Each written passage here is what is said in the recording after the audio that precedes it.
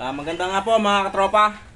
At kami meron uling ginagawang transmission na na bulldog. Ito ay nakakalas sa segunda.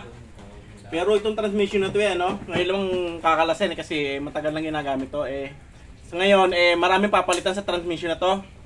Bearing, synchronizer, tsaka itong segunda. Kasi ito talagang nakakalas na pagka sa engine brake kusang nabitaw. Kaya ngayon pabibili natin ng gear pagka naman ito pinasa hindi rin naman tatagal. Kailangan nito talagang yung maganda yung napasukan ng hub. Ito wala na, full na. Kaya ngayon ito bibilihan ng mas maganda rito para walang kalas. Ang synchronizer naman papalitan lahat. Synchronizer saka mga bearing. Ito yung hub niya naman maganda. Kaya ito hindi na papalitan. Ang ganda naman ang hub niya. Kaya itong transmission na to general overhaul para pag sampe maganda mahugong pa papalitan na ng mga bearing para sigurado na ang transmission ay kondisyon.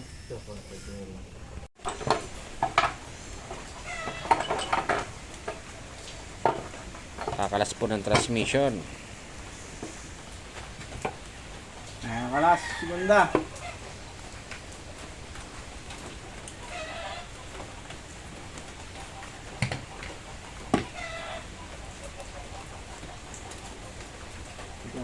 Babad mo yung mga bearing natin mabili ko.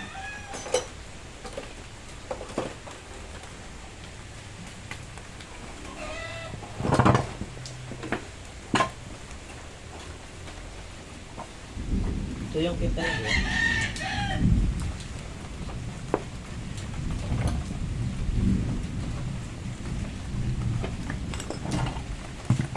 Tinanggal mo pa yung bearing nito? Ay, yung lock nito rito, tinanggal mo? Hindi.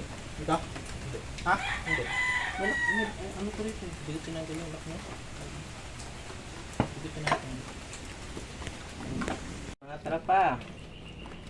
Ito na nga pala, tapos na pasensya na't di na-videoan yung mga ilang natin sinama rin na lang na lang, pinutol-putol na lang. Ito yung pinalitan.